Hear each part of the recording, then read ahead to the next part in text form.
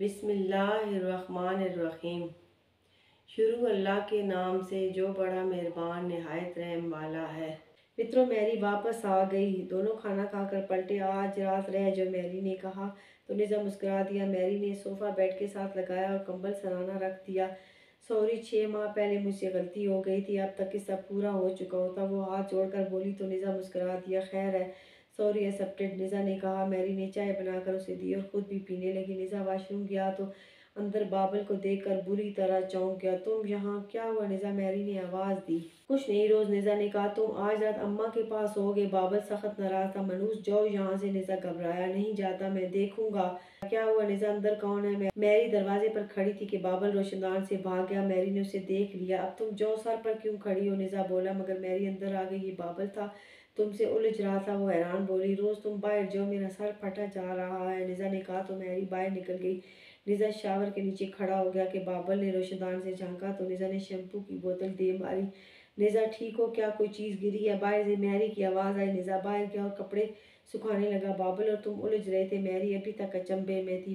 نزا وہیں بیٹھ گیا تو میری بھی ساتھ بیٹھ گئی۔ نزا صوفے پر لیٹ جاؤ، فرش ٹھنڈا ہے۔ نہیں، فلور کشن پہ بیٹھا ہوں، نیچے کارپٹ بھی ہے، نزا نے کہا۔ دونوں ایک دوسرے کو دیکھنے لگے۔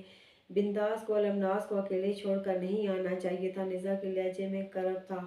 بنداس کی مجبوری تھی کہ وہ اپنے کنبے کا واحد کفیل تھا۔ میری اپنی بات پر زور دے کر بولی۔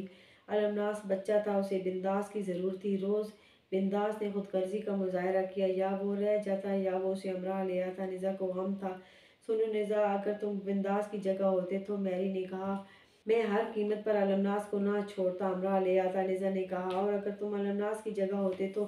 روز، پھر میں خود بنداس کے ساتھ چل پڑتا۔ شٹ نزا، المناس پر ذمہ داری تھی، وہ اپنے خاندان کا واحد بچ گیا تھا۔ میری کو غصہ آ گیا۔ روز ریمل پانڈے کو نہیں جانتی ہو تو میں تمہیں اس سے ملواؤں گا۔ لندن میں پیدا ہوا مگر پونا میں اس کی جڑیں تھیں، اور لندن میں وہ پانڈووں کی واحد نشانی اور پونا میں بھی وہ پانڈووں کی واحد نشانی۔ ڈیئر روز، سب سے قیمتی جیون ہوتا ہے کہ آنکھ بند ہو گئی تو پھر حشر میں ہی کھلے گی۔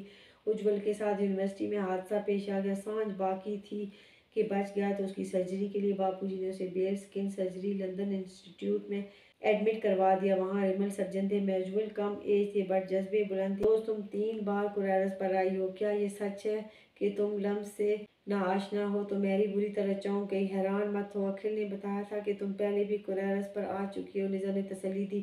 تو میرے کارن ڈیڈ نے ہندوستان میں بریفنگ دے دی ہے، وہ دکھ سے بولی۔ میں نے تم سے کچھ پوچھا ہے؟ نزا نظر انداز کرتے ہوئے بولا۔ ہاں، میں نر ناری کے لمز سے ناآشنا ہوں، وہ بولی۔ تم نے بتایا تھا کہ تم روز مین آپا سے ملنے جاتی ہو؟ ہاں جاتی ہوں، انہوں نے میرے کارن ایک فولڈنگ چیئر الماری میں رکھی ہے، وہ نکال کر میں خود کھول کر بیٹھ جاتی ہوں۔ وہ نہ مجھے چھوتی ہیں اور نہ میں وہاں کسی چیز کو چھوتی ہوں۔ کچھ پیسے میں انہیں دیتی ہوں، دستانے لگے ہاتھوں سے وہ ہمیشہ ایک ہی بات بار بار سمجھاتی رہتی ہیں۔ روز، کوئی کماؤ پتر دیکھ کر نکاح کر لو۔ میں چند منٹ بیٹھ کر بوجھل ہو کر واپس آ جاتی ہوں۔ فارن جاؤں، زیادہ سمے لگ جائے تو خط لکھ بھیجتی ہوں۔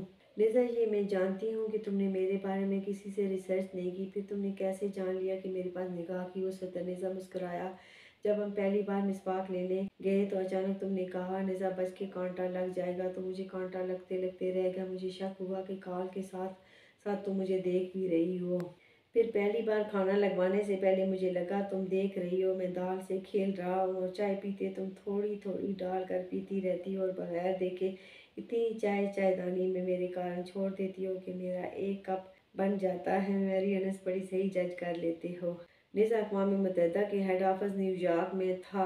نزا ڈیوٹی کر کے واپس آ گیا۔ اجول فارم میں کام بہت مل رہا ہے، ملکی تعمیر بھی کروا سکتا ہوں، لیکن مجھ سے مذاکرات نہیں ہوتے۔ آفرز ہوئی تو مجھے مناسب الفاظ نہ ملتے تھے کہ ڈیل کر سکوں۔ وہ بے بسی سے بولا کہ نزا کسی بھی معاملے میں ٹیبل ٹاک کرنے میں بالکل زیرو تھا۔ اوکے، میرا رابطہ نمبر دے دو، اجول نے کہا تو نزا نے کال کر کے اجول کا فون نمبر لکھوا دیا تو چند ہی منٹوں میں اجول کو کال آ گئی۔ یس اجول، نزا کا مینیجر بول رہا ہوں۔ نزا اور میری ریسٹورنٹ میں بیٹھے کھانا کھا رہے تھے۔ روز، مجھے بولنے کا بہت پرابلم ہے، مذاکرات مجھ سے بالکل نہیں ہوتے۔ وہ کھاتے ہوئے ہنس پڑی۔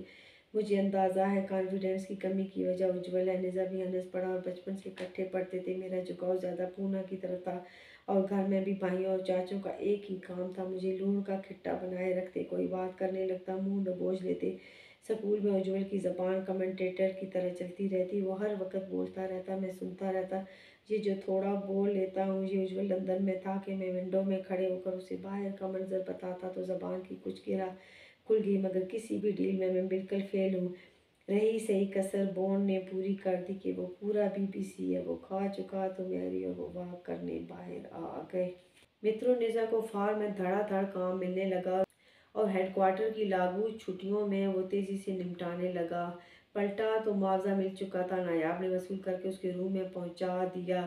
نیزا نے بلٹی کھولی تو کرنسی نوٹ 22 کروڑ تھے، جو ایک بہت بڑی رقم تھی۔ روز آؤ گی ملنے؟ اس نے فون کیا تو کچھ دیر میں میری آ گئی۔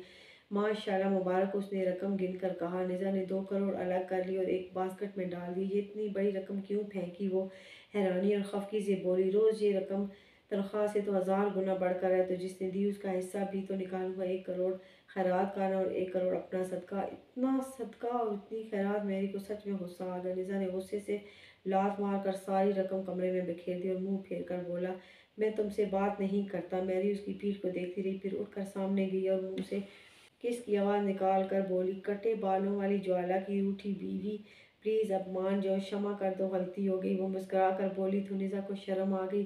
کس کیوں نکالی؟ مجھے دیکھ کر وہ ناراضگی سے بولا، تو یہ کتی ادا تم ہی نے تو مجھے ڈالی ہے، مجھے تو پتہ بھی نہیں تھا۔ چومنا کیا ہوتا ہے؟ تمہارے لب بھی بات بے بات چومنے کی ریہرسل کرتے رہتے ہیں۔ وہ رقم سمیٹتے ہوئے بولی اور نیزا کے سامنے رکھ دی۔ نیزا نے رقم کے 3 حصے کر دیے، 6 کروڑ 6 کروڑ 6 کروڑ۔ پیچھے 2 کروڑ بچ گئے۔ اس نے ایک حصہ میری کی طرف بڑھا دیا، دوسرا حصہ ایک تھیلے میں ڈال کر آگے اسٹیپل لگا دیے، اوپر کمانڈر وطن نارائن شملہ لکھ کر نیچے اپنے دستخط کر کے مہر لگا دی، تیسرا حصہ ایک تھیلے میں ڈال کے اوپر بیس کمانڈر پونا اجول شاستری لکھ کر اور مہر لگا دی، 1 کروڑ لفافے میں ڈال کے اوپر ایئر مارشل نایاب احمد حیدرآباد لکھ دیا۔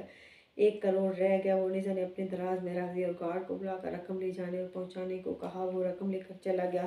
نیزا نے میری کی رقم تھیلے میں ڈال کر گارڈ بلایا اور اس کے طیارے میں رکھوا دی۔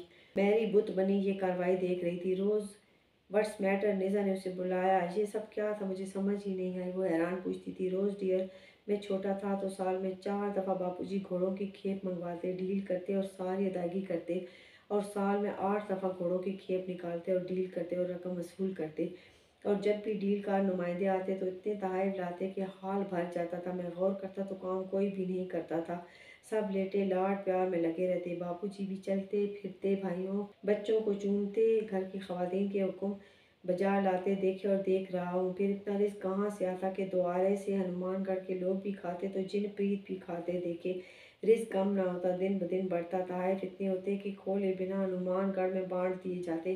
پھانسی گھاٹ میں سمندر پار سے تحائف کے ہمراہ خوبصورت کنواریاں بھی آتی کہ ان کے سفید بدن جھانک مارتے، وہ رزق بھی بانٹ لیا جاتا اور گھر کا حصہ بن جاتا۔ باپو جی کا جھوٹا کبھی کھایا نہیں گیا کہ ناری نہ باور ہوتی نہ ملاپ پر آمادہ ہوتی۔ وہ ناریاں باپو جی سے خرچہ لتا لیتی رہتی اور باپو جی سے آشرم بنوا لیتی جہاں وہ مختلف نوعیت کے سینٹر کھول لیتی اور فلاح میں لگ جاتی۔ باقی جو ناریاں میرے چاچوں کے استعمال میں ہوتی وہ بیاہ دی جاتی۔ سال کی 8 بار ڈیل نکلتی تو باپو جی کی ایک ڈیل نکلنے پر نوٹوں کا ڈھیر لگ جاتا۔ باپو جی سب سے پہلے اللہ کا حصہ اور صدقہ نکال دیتے اور ڈیل کے برابر 2 حصے کر دیتے، ایک حصہ نارائن انکل کو بھیج دیتے اور دوسرے حصے کے 6 حصے کرتے، 5 بھائیوں اور بڑے بیٹے میں برابر تقسیم کر دیتے، اور ہر دفعہ کچھ رقم فالتو بچ رہتی تو وہ سرپنچ کے حصے میں چلی جاتی اور نہ بچتی تو بھائی بھجوا دیتے ان کا حصہ۔ باپو جی 1 روپیہ پاس نہ رکھتے۔ حیرت نیزا، اتنی رقم ڈیڈ کو بھجوانے کی وجہ میری کو بہت حیرت تھی، اور تم نے مکھیا جی کو رقم نہیں بھجوائی؟ اس تقسیم کی مجھے بالکل سمجھ نہیں آئی، مجھے اتنی زیادہ رقم کیوں دی؟ نیزا نے اٹھ کر گلاس بھرا اور میری کو پلایا۔ سنو روز، مجھے پہلی تنخواہ ملی تو میں نے خیرات کر دی، 7 تنخواہیں سر نایاب نے خیرات کر دیں تو مجھے بخار نے آ لیا، دوائی سے فرق نہ پڑا تو رات سر نایاب باہوں میں لے کر بہت روئے اور سارے مجھ پر برس گئے، اور ان کے بتائے بغیر میں سمجھ گیا کہ وہ میرے بغیر جی نہیں پائیں گے، وہ میرے باپو جی کا بدل ہے تو